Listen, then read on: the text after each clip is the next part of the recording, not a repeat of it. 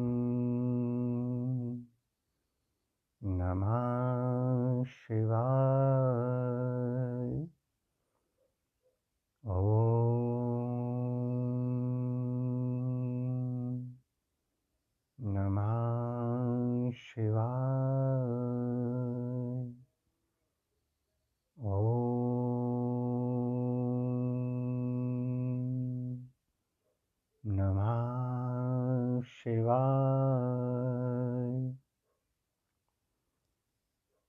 हे समस्त प्रिय आत्मन मित्रों, प्रभु प्रेमी, गुरु प्रेमी, ध्यान प्रेमी आत्माओं, आप सबके भीतर विराजमान अविनाशी अनंत परम ब्रह्म परमात्मा के श्री चरणों में हिमालय की इस तपोभूमि श्री केदारखंड से हिमालयन ऋषि का कोटि कोटि प्रणाम। आइए प्रिय आत्मन मित्रों, हम सभी साधक मिलकर इस हिमालय की ऊर्जा में बैठकर, हिमालय के ऋषियों मुनियों के चरणों में बैठकर ध्यान की ओर चलें, स्वयं की ओर चलें। आइए, इस ध्यान मंदिर में प्रवेश करने से पहले नित्य प्रति की तरह जो जो हमें संसार से प्राप्त हुआ, दूसरों से प्राप्त हुआ, उन सभी को अपने ज्ञान, अपने समस्त मंत्र, अपनी पूजा पाठ, अपनी पहचान, अपने माता पिता, अपने गुरु शिष्य के सब संबंध, मन को, कर्म इंद्रियों, ज्ञान इंद्रियों को, इन सभी को ध्यान मंदिर के द्वार से बाहर छोड़ दें। केवल निर्मल पावन पवित्र आत्मा होकर नवजात शिशु की तरह इस ध्यान मंदिर में प्रवेश करें। आइए प्यारे साथियों, प्यारे मित्रों, ध्यान की ओर चलें, स्वयं की ओर चलें।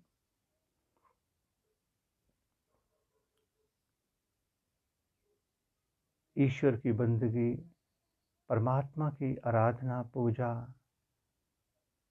सबसे सरल है, सबसे आसान है। समर्पित हो जाना, एक छोटे से शिशु की तरह परमात्मा के चरणों में आ जाना। आप जहाँ भी हैं, अपने घर पर, ऑफिस में, दुकान पर, यात्रा में, जहाँ भी जैसे भी आपको आपकी सुविधा के अनुसार आसन मिले, उस आसन पर बैठ जाएं। जरूरी नहीं कि आपको भूमि आसन पर बैठना है, पद्म आसन लगाना है, वज्र आसन, सिद्धासन, किसी आसन की कोई आवश्यकता नहीं। आरामदायक आसन में बैठेंगे, सोफे पर, बेड पर, कुर्सी पर, भूमि पर, जैसे आपको सुविधा हो, जैसे आपको आराम मिले, उस आसन में बैठ जाएं। आपका बैठना तनाव रहित हो, बिल्कुल हल्के फुल्के बैठना, बिल्कुल हल्के फुल्के, मस्त मलंग होकर बैठना, बेफिक्र होकर बैठना। कोई आपके आगे नहीं, कोई पीछे नहीं। आप अनादि अनंत परम ब्रह्म परमात्मा के अंश हैं। मस्त होकर बैठ जाएंगे। बाहर की दोनों आँखों को सहजता से बंद कर लें, बहुत सहजता से। जैसे रात्रि को सोने के लिए हम अपने नेत्रों को मूंद लेते हैं, उसमें कोई जोर नहीं लगाते, बस उसी तरह से अपनी आंखें बंद कर लेंगे और अपना ध्यान दोनों भवों के बीच में, जहाँ हम तिलक और बिंदी लगाते हैं, शिव नेत्र, उस स्थान पर अपना ध्यान उतार दें। वहाँ से देखना प्रारंभ करें। बाहर के जगत को देखना हो तो बाहर की आंखें चाहिए, भीतर के जगत को देखना हो तो भीतर की आंख चाहिए। तो हम सभी साधक भीतर की ओर मुड़ गए हैं, ध्यान की ओर, स्वयं की ओर। भीतर की आंख से, शिव नेत्र से देखना प्रारंभ करें।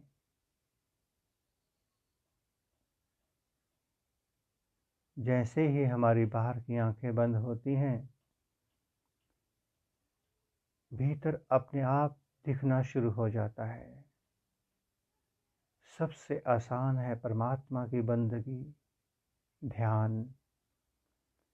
कोई मंत्र जप नहीं चाहिए, कोई पूजा पाठ नहीं, कोई प्राणायाम। ये सब फिजिकल एक्सरसाइजेस हैं। ये संघर्ष है, एक युद्ध है। परमात्मा के साथ कैसा संघर्ष, कैसा युद्ध। वहाँ तो प्रेम का ही नाता बन सकता है। प्रेम में प्रेमी और प्रेमिका जब दोनों आपस में मिल जाते हैं, उस मिलने में कोई युद्ध नहीं होता, कोई मंत्र नहीं पढ़ा जाता, कोई पूजा नहीं की जाती। बस दोनों अपनी बाहें फैलाते हैं और दोनों ही एक दूसरे में समा जाते हैं।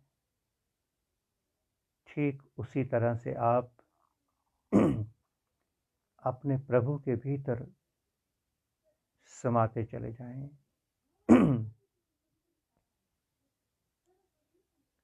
बहुत जन्मों से हम बाहर के गुरुओं की ओर भागते रहे, दौड़ते रहे, बाहर के संत महात्माओं की ओर, बाहर के मठ मंदिर मस्जिद गुरुद्वारों की ओर भागते रहे। इतना सुंदर मंदिर परमात्मा ने बना के दिया और उसके भीतर वो स्वयं बैठ गया। हम अपने भीतर कभी नहीं मुड़े, कभी अपने भीतर बैठे सद्गुरुदेव माँ भगवती कुंडलिनी शक्ति की ओर नहीं मुड़े। मुड़े तो हम दूसरों की ओर, संसार की ओर। कभी हमने अपने भीतर बैठे सद्गुरु को याद नहीं किया। सदा उलझे रहे बाहर के गुरुओं में, महात्माओं में,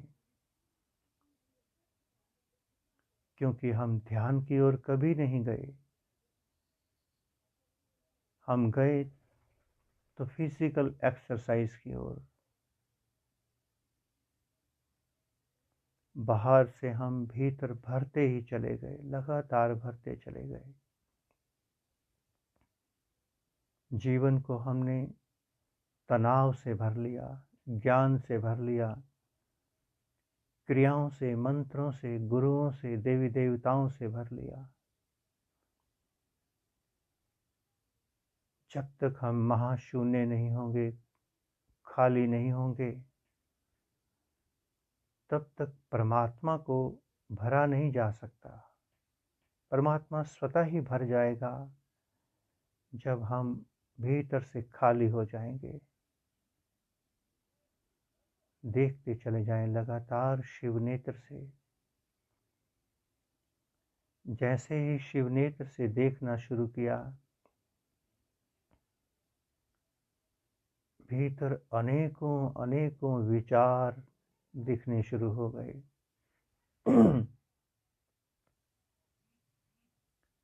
वही वही दिखेगा जो हमने भीतर भरा, वही वही वही मंत्र, वही पूजा पाठ, वही क्रिया, वही सब कुछ दिखेगा जो हमने बाहर से भीतर भरा। जो डस्ट दूसरों के घरों से उठाकर लाए, अपने घर में लाए, वही डस्ट दिखाई देगी और कुछ नहीं दिखाई देगा। हम जैसे ही बाहर के गुरुओं के पास गए, किसी ने हमें कोई मंत्र पकड़ा दिया, किसी ने कोई किताब, किसी ने कुछ, भरते ही चले गए सभी हमें। कोई संत ऋषि महात्मा ऐसा नहीं मिला जिसने हमें खाली होने की प्रक्रिया दी हो। जहाँ गए उसने कुछ न कुछ थमा दिया हमें। आज हम कितने भाग्यशाली हैं। हिमालय की ऊर्जा में बैठते ही, हिमालय के ऋषियों से जुड़ते ही हमें समझ आ गई अंतःकरण को भरना नहीं होता, खाली करना होता है। ध्यान ऐसी महाप्रक्रिया है, ऐसी विधि है जहाँ हम खाली होना शुरू होते हैं। जन्मों जन्मों से अपने आप को भरते चले गए। जैसे ही हम ध्यान में बैठे, ध्यान के तेज, ध्यान की अग्नि से भीतर जमा हुआ कचरा अपने आप उठकर शिव नेत्र पर आने लगा। ध्यान में बैठते ही अनेकों विचार तांडव करने लगे। पल भर में ही बेचैन हो गए, व्यथित हो गए। हर जगह से चोट लगनी शुरू हो गई, कभी किसी किताब की, कभी किसी मंत्र की, किसी शास्त्र की, किसी गुरु की। कोई बात नहीं, आप ध्यान में उतरते चले जाएं, ध्यान से देखते चले जाएं। शिव नेत्र अपने आप आपके अंतःकरण को खाली कर देगा। शिव नेत्र की ऊर्जा आपके भीतर भरे हुए डस्टबिन को खाली कर देगी। आप साक्षी दृष्टा बनकर शिव नेत्र पर आसन लगाकर बैठ जाएं और देखते चले जाएं कि भीतर क्या क्या हो रहा है। केवल देखना। कोई शुभ विचार आए, अशुभ विचार आए, उनकी ओर ध्यान नहीं देना। ये शुभ अशुभ मन का खेल है, मन का। मन नहीं चाहता जीव और ब्रह्म का मिलन हो। मन नहीं चाहता कोई साधक अपने भीतर बैठे परम ब्रह्म परमात्मा की ओर मुड़े, अपने भीतर सद्गुरुदेव माँ भगवती कुंडलिनी शक्ति की ओर मुड़े। मन कभी नहीं चाहता, क्योंकि अगर आप भीतर की ओर मुड़ गए, अपने सद्गुरुदेव की ओर मुड़ गए, तो मन की मालकियत उसके हाथ से निकल जाएगी। मन ने हमें जन्मों जन्मों तक नौकर बनाकर रखा, दर दर का भिखारी बना दिया। आज मन की मालकियत उसके हाथ से निकलने लगी है। मन नौकर था, मालिक बनकर बैठ गया। जैसे एक किराएदार बहुत लंबे समय तक किसी घर में आ जाए, रह जाए, तो अपने आप को मालिक समझने लगता है, कोर्ट केस कर देता है। किंतु वो मालिक नहीं है, एक दिन उसे हारना पड़ता है। अगर असली मालिक डट जाए तो किराएदार की कोई औकात नहीं कि वो जीत जाए। प्यारे मित्रों, प्यारे साथियों, अपनी मालकियत को दोबारा से हासिल करना। गहरे ध्यान में उतरते चले जाएं। ध्यान की ऊर्जा से ये मन कमजोर होता जाएगा। मन की समस्त पावर, मन की समस्त इंद्रियां कमजोर होती चली जाएंगी। मन ने सभी इंद्रियों को इतना बल दे रखा है कि इंद्रियां दिन भर नचाती हैं हमें, क्योंकि हमने अपनी बागडोर मन के हाथों सौंपी हुई थी। वापिस मुड़िए प्यारे साथ को, अपनी ओर मुड़िए, स्वयं की ओर। कितने जन्म हो गए हमें अपने सद्गुरुदेव माँ भगवती कुंडलिनी शक्ति से बिछड़े हुए। स्वयं से बिछड़े कितने युग हो गए।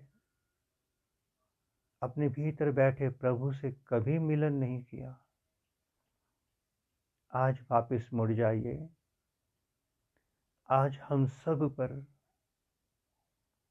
हिमालय की ऊर्जा बरस गई, हिमालय के ऋषियों मुनियों की कृपा बरस गई। इन ऋषियों मुनियों ने हमें चुन लिया, हमें अपने घर की याद आ गई। बहुत जन्मों से हम बाहर ही बाहर घूमते रहे। प्रभु का बहुत बहुत आभार कि प्रभु ने हमें खींच लिया अपनी ओर। देखते चले जाएं। इससे सरल कोई बंदगी नहीं हो सकती, जहाँ कोई नियम नहीं, कोई विधान नहीं, कोई मंत्र नहीं, कोई क्रिया नहीं, कोई तस्वीर, कोई मूर्त, कोई सूरत, कुछ भी नहीं, कोई बाहर का गुरु नहीं। एक आप अकेले और दूसरा आपके भीतर बैठा परमात्मा। जीव और ब्रह्म का मिलन होने देना। एक किनारे हो जाएं आप। आपके कारण ही जीव और ब्रह्म का मिलन नहीं हो पाता। आप बार बार बीच में आ जाते हैं, कभी किसी मंत्र को लेकर, कभी किसी शास्त्र को, कभी किसी गुरु महात्मा को लेकर, कभी कोई तर्क वितर्क लेकर। आप सदा परमात्मा के बीच में आ जाते हैं। साइड हो जाइए, बहुत हुआ आपका ये खेल, साइड हो जाइए। किनारे पर खड़े होकर देखते रहें। आज मिलन होने दें अपने भीतर आत्मा और परमात्मा का, जीव और ब्रह्म का मिलन होने दें। बाधा मत बने, अपने कल्याण में, अपनी मुक्ति में बाधा ना बने।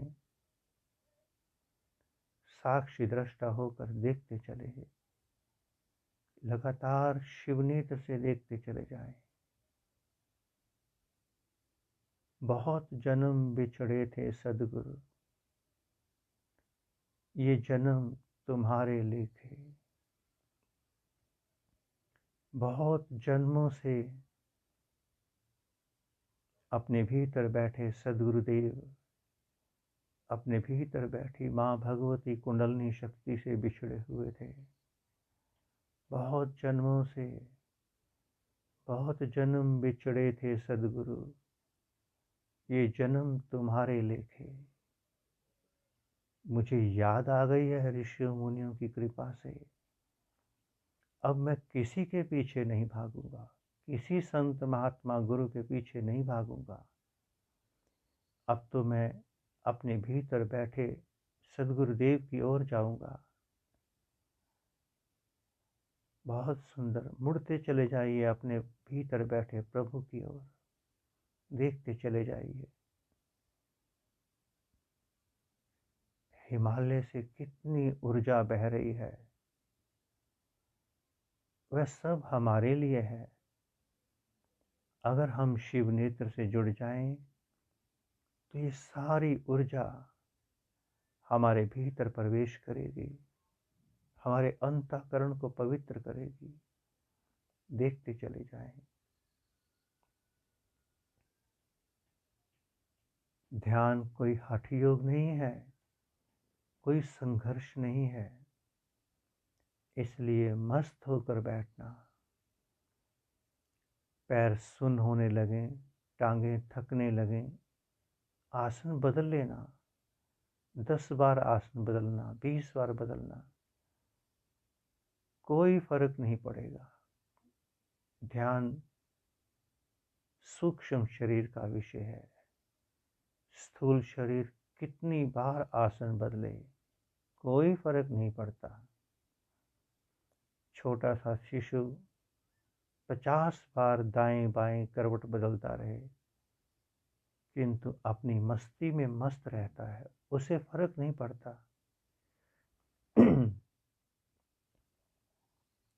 बहुत सुंदर। देखते चले जाएं लगातार।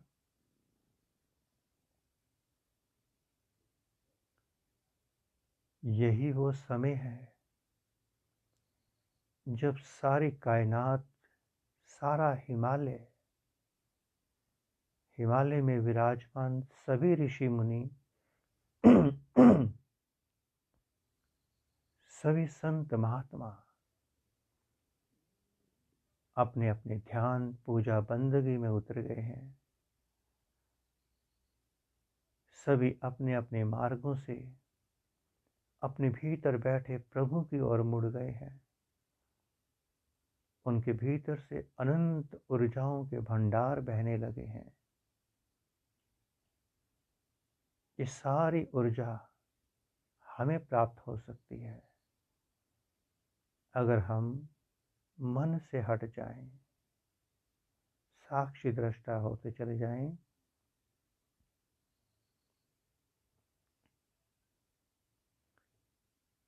प्यारे साथ को, थोड़ी देर के लिए हम अपनी वाणी को विश्राम देंगे। भीतर की झील को शांत होने देंगे। जब ये झील शांत होगी तो उस झील में हम अपना दीदार कर पाएंगे। तो सभी साधक सीधे सीधे अपने प्रभु से जुड़ जाएं, अपने सद्गुरुदेव जो आपके भीतर विराजमान है। बाहर कोई सद्गुरु नहीं, बाहर केवल महात्मा है, गुरु हैं, संत हैं। सद्गुरु तो आपके भीतर है। मुड़ जाएं भीतर की ओर। अब हम अपनी वाणी को थोड़ी देर के लिए विश्राम देंगे ताकि पूरी तरह से हम ऊर्जा में डूब सकें। ध्यान का ध्यान रखना। इधर हम मौन हो जाएं और आप मन के साथ बहने लगें, ऐसा नहीं करना। पूरी होश जागृति के साथ शिव नेत्र पर आसन लगाकर बैठ जाना ताकि कोई भी विचार आपको अपने साथ न ले जा सके। चलिए मौन हो जाते हैं।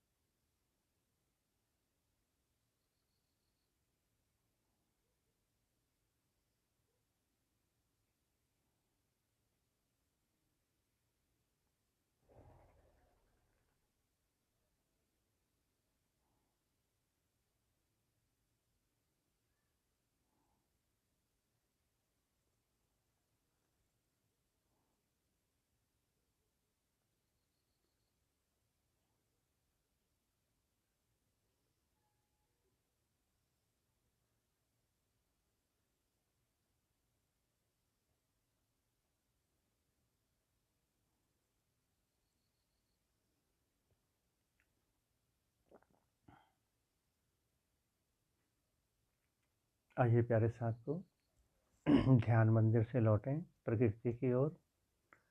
अपनी दोनों हथेलियों को रगड़ करके अपने मुखमंडल पर फेर लेंगे।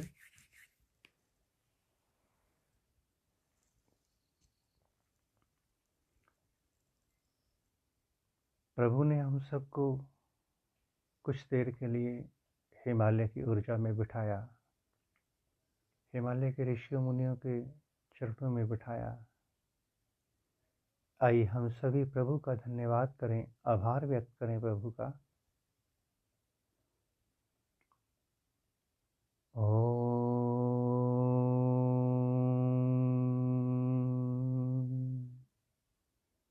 नमः शिवाय।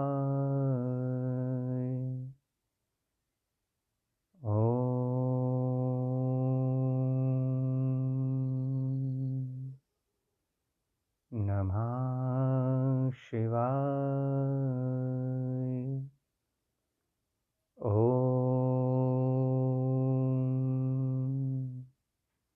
नमः शिवाय।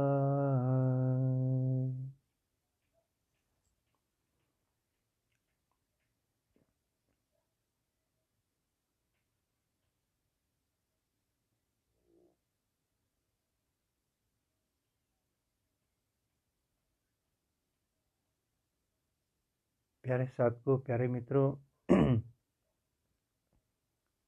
बेहोशी का जीवन भी क्या जीवन है। बेहोश जीवन पशुओं का जीवन होता है, और जब तक हम बेहोश हैं तब तक बंदगी नहीं हो सकती। बेहोशी में सारी इंद्रियां, सारा मन, हमारे जितने विकार हैं सभी हावी रहते हैं हम पर, और हमें समझ ही नहीं आती, होश ही नहीं आती कि हमारा एक एक पल कितना कीमती है।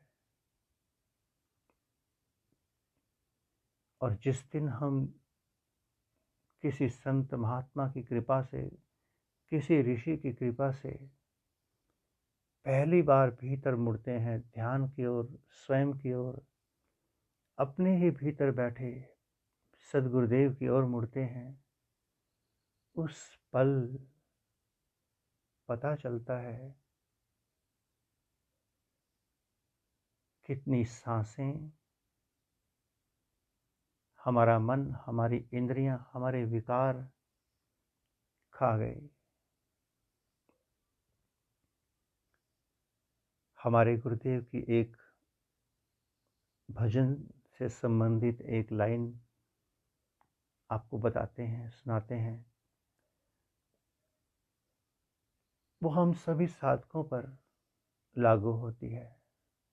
साधक जो स्वयं को साधना चाहता है, जो स्वयं को नहीं साधना चाहता, वो संसारी है, पशु है। और पशु किसी भी वस्त्र में मिल जाएगा। जरूरी नहीं कि वो पशु पैंट शर्ट में ही हो, चार पैरों वाला ही हो। और साधक भी आपको कहीं भी किसी भी स्वरूप में मिल जाएगा। जरूरी नहीं कि मीरा को, बुद्ध को, महावीर को भगवा ही पहनना पड़े, लाल नीला पीला ही पहनना पड़े। कोई जरूरी नहीं। जिसके भीतर परमात्मा की प्यास जग गई, जिसकी दृष्टि उस परमात्मा की ओर लग गई, जो अपने भीतर बैठे सदगुरुदेव की ओर मुड़ गया, जो इंद्रियों से, मन से हट गया, विकारों से हट गया, फिर उसकी दृष्टि में सब रंग एक हो जाते हैं। कभी कभी हमारे गुरुदेव एक लाइन गाया करते थे, कितनी अद्भुत थी, जो हम सभी साधकों पर इम्प्लीमेंट होती है। क्या भरोसा है इस जिंदगी का, क्या भरोसा है इस जिंदगी का, साथ देते नहीं ये किसी का, क्या भरोसा है इस जिंदगी का। प्यारे साथियों, इस जिंदगी का कोई सर्टिफिकेट हमारे पास नहीं है, कोई श्वासों का हिसाब किताब हमारे पास नहीं है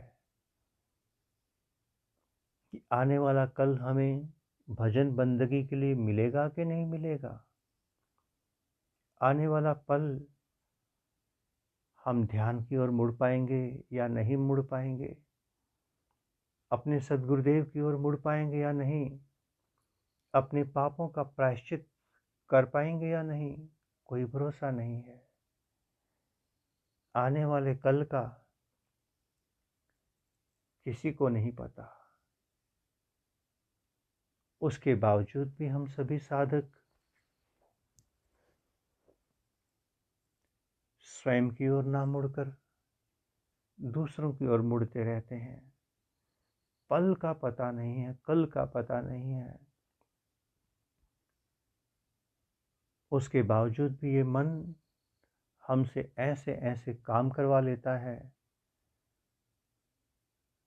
कि हमें ईर्ष्या, द्वेष, घृणा, निंदा, काम वासना का शिकार बनाकर हमारे एक एक श्वास को बर्बाद कर रहा है ये मन। और ये मन तभी तक हावी रहता है जब तक साधक सोया हुआ है। सोए हुए इंसान का अपने ऊपर कोई बस नहीं होता, मन का उस पर बस चलता है। और जैसे ही कोई साधक जाग जाता है, मन, इंद्रियां उस पे हावी नहीं हो पाती। हम जब से जन्म लिए हैं, कहने को हम जागे हुए हैं, घोर निद्रा में जी रहे हैं, घोर निद्रा में सोए हुए हैं। हर पल हमारी दृष्टि दूसरे पर, दूसरा ऐसा, कभी दृष्टि स्वयं पर नहीं आई, मैं कैसा। हर पल दूसरे से घृणा, दूसरा मुझसे आगे निकल गया, दूसरे की प्रतिष्ठा बढ़ गई, दूसरे के इतने, कभी अपने ऊपर दृष्टि नहीं आई, मैं इतना पीछे रह गया, मेरे में इतनी कमियां, मेरे में इतनी वासना, इतना कपट, दृष्टि दूसरे पर। और जिसकी दृष्टि दूसरे पर है वही पशु है, वही संसारी है, वही गृहस्थी है। और ऐसा इंसान अपने मानव जीवन को पाकर भी, परमात्मा के अनमोल गिफ्ट को पाकर भी सबसे बड़ा बेवकूफ है। उसने इतने अमोल खजाने को कौड़ियों के मोल बेचता चला जा रहा है। किंतु जिस पल साधक भीतर से जागना शुरू होता है, जिस पल उसे स्वयं से प्रेम होने लगता है, उसी पल वही साधक सब ओर से हटता है। उसे दूसरा नहीं हटाता, उसे कोई प्रवचन, कोई शब्द, कोई गीत, कोई भजन दूसरे से नहीं हटाता। दूसरे से तो वो तब तक जुड़ा है जब तक उसे स्वयं से प्रेम नहीं हुआ, स्वयं से प्रेम नहीं हुआ। हम सभी साधकों की, मानवों की कमी है, कमजोरी है कि हमें जीने के लिए प्रेम चाहिए। उस प्रेम के लिए हम दूसरे की ओर जाते हैं। दूसरा हमें प्रेम नहीं दे सकता, क्योंकि उसके पास यदि प्रेम होता तो वो अपने में मस्त मिलता, अपने में मस्त। एक भिखारी किसी से मांग रहा है, वो भिखारी बनकर के किसी और से मांग रहा है। चेन एक दूसरे से, दूसरा तीसरे से, तीसरा चौथे से,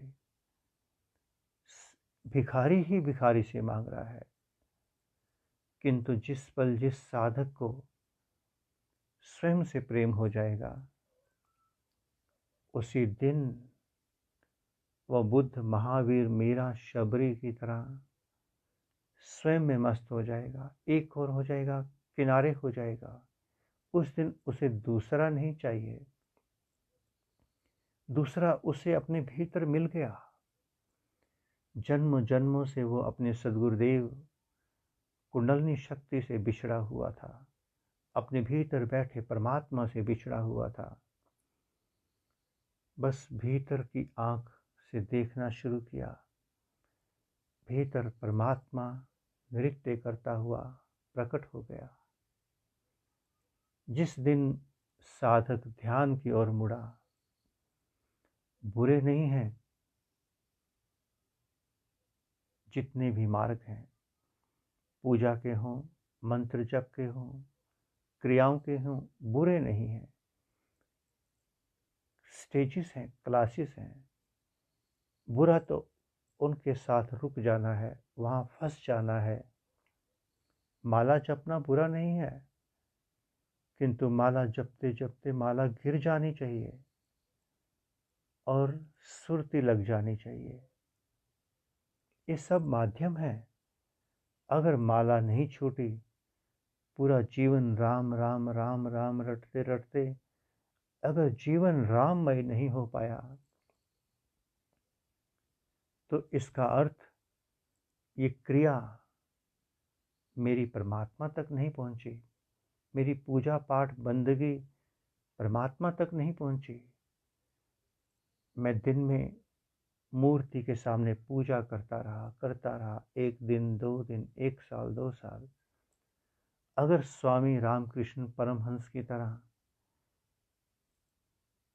दोनों माता और रामकृष्ण परमहंस आमने सामने नहीं हो पाए, तो इसका अर्थ मैंने पूजा की नहीं, टाइम पास किया, टाइम पास किया। और जब तक हम सभी साधक मन के साथ जुड़े हैं, टाइम पास ही होगा, जीवन काटा जाएगा। जिंदगी का भरोसा नहीं है, उसके बावजूद भी हम अपनी सांसों को बर्बाद करते चले गए, भेजते चले गए। प्यारे साधकों, कभी कभी ऐसा भी होता है कि साधक को प्रायश्चित करने का भी अवसर नहीं मिलता, क्योंकि प्रायश्चित करने के लिए श्वास का शेष होना अनिवार्य है। हम फिर से कहेंगे सभी साधकों को, स्वयं की ओर मुड़िए, भीतर परमात्मा की ओर, अपने भीतर बैठे सद्गुरुदेव की ओर मुड़िए।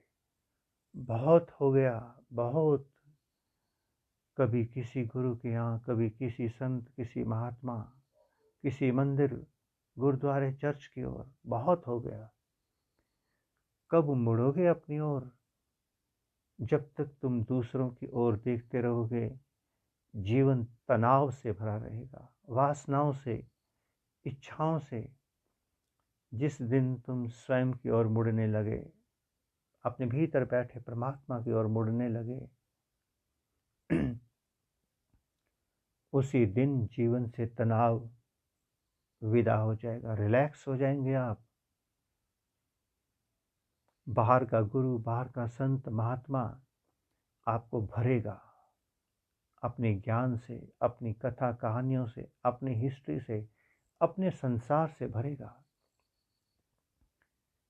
जन्म जन्मों से तो हम अपने विकारों से भरे हुए हैं और भरते जा रहे हैं। जब तक भीतर का आसन रिक्त नहीं होगा, कैसे उतरेगा परमात्मा उस आसन पर? एक बाहर की कुर्सी पर आपको बैठना हो, उस पर पहले ही कोई बैठा हो, आप क्या बैठ सकते हैं उस पर? कभी नहीं बैठ सकते। आपने अपने भीतर के सिंहासन पर न जाने कितने महात्माओं, गुरुओं को, कितने संबंधों को, कितने शास्त्रों को, कितने मंत्रों को बिठा रखा है। आपका आसन तो भरा पड़ा है। परमात्मा को याद करते हो कि हे प्रभु पधारो, कहाँ बिठाओगे उसे? क्या उसके लिए कोई स्थान रखा आपने? आप अपने आप से धोखा कर रहे हैं।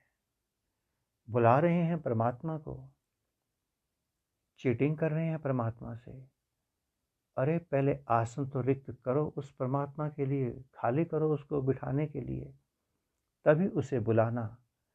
बुलाना नहीं पड़ेगा, वो स्वतः आ जाएगा, स्वतः। वो इसलिए नहीं आता क्योंकि उसके बैठने के लिए कोई स्थान ही नहीं छोड़ा आपने, कोई स्थान नहीं छोड़ा। तो प्यारे साथियों, प्यारे मित्रों, हमारे सनातन पुरातन हिमालय के ऋषियों मुनियों की देन है ध्यान, योग, जहाँ आत्मा और परमात्मा का मिलन होता है, जिसमें ऐसी पूजा होती है जिसमें कोई धूप बत्ती नहीं चाहिए, दीपक प्रसाद, कोई मंत्र ज्ञान, विधि विधान, समय, आसन, कुछ भी नहीं चाहिए, कोई स्नान नहीं चाहिए। जब चाहो तब जुड़ जाओ। बाहर की आंखें बंद करो, बस आपकी आराधना शुरू हो गई। कोई मंत्र नहीं चाहिए, कोई समय नहीं चाहिए, कोई ड्रेस वर्दी नहीं चाहिए कि भगवा पहन लेंगे सन्यासी हो जाएंगे तभी। कुछ नहीं चाहिए, केवल आपकी उपस्थिति चाहिए, सब ओर से हट करके। जैसे हमने कहा, ध्यान मंदिर में प्रवेश करना बिल्कुल उस पल में उस जैसा जैसे आपको परमात्मा ने इस धरा पर उतारा था। आपका कोई नाम नहीं था, आपका कोई पहचान नहीं थी, आपका कोई गुरु भगवान इष्ट कुछ नहीं था, केवल आप थे। और आपके भीतर गुंजायमान होता अनहद नाद ओंकार था। बस उसी स्वरूप में पुनः उतरते चले जाएं। थोड़ा अभ्यास करें दूसरों से हटने का, स्वयं की ओर उतरने का। ध्यान ही एकमात्र मार्ग है जो आपके अंतःकरण को रिक्त कर सकता है, खाली कर सकता है। आप महाशून्य में प्रवेश कर सकते हैं। जब तक हम निर्विचार स्थिति को उपलब्ध नहीं होंगे, हम आत्मज्ञान को उपलब्ध नहीं हो सकते। ज्ञान को उपलब्ध होना हो, अनेकों शास्त्र हैं, किंतु आत्मज्ञान को उपलब्ध करना हो, एक ही शास्त्र है, ध्यान।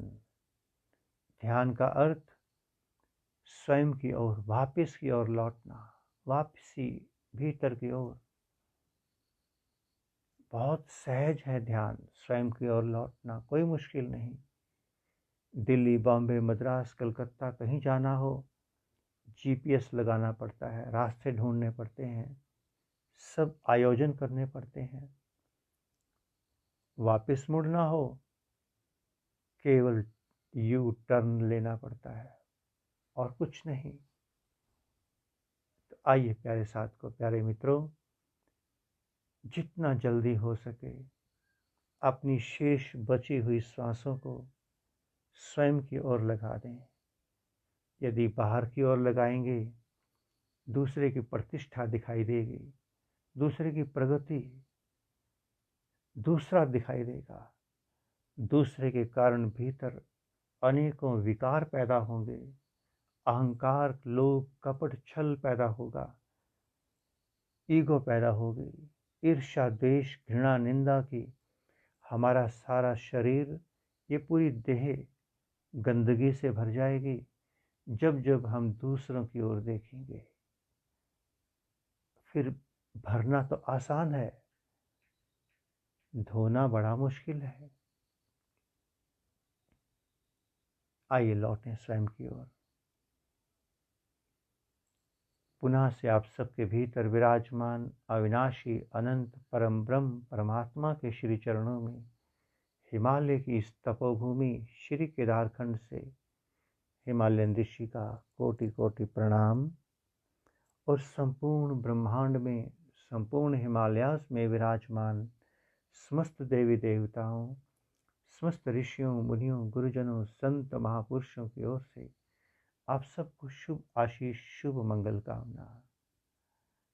ओम नमः शिवाय, ओम नमः शिवाय, ओम नमः शिवाय।